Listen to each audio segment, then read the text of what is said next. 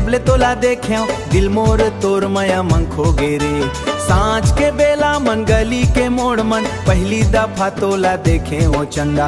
आँखी तोर जैसे चमके तारा मोर दिल हर होगे दीवाना होगो। तोर हंसी सुन के बन जाते तोर बिना मन मोर उदास रहते।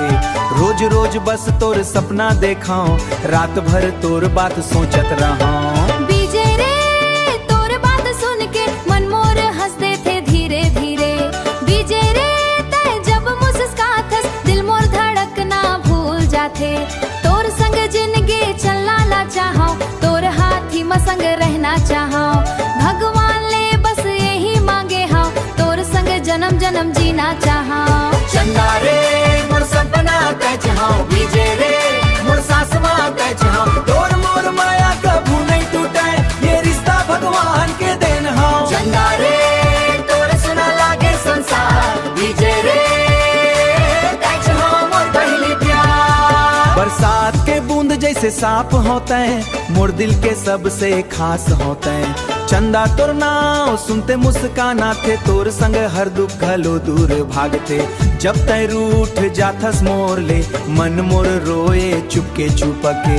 तोर एक हंसी खातिर चंदा मैं दुनिया ले लड़ जाऊं। बीजे रे मोर जिंदगी के गीत था तोर बिना सब अधूरा अधूरा लगत है।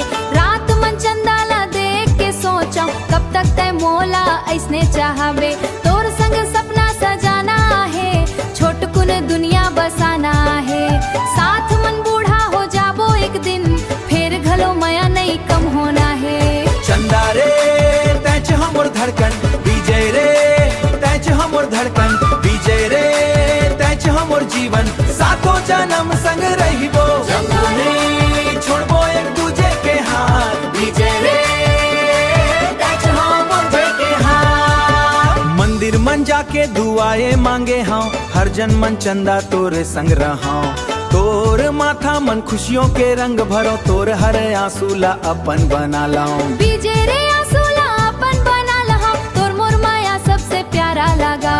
दुनिया चाहे भगवान के टूटे ये रिश्ता बस और ऊपर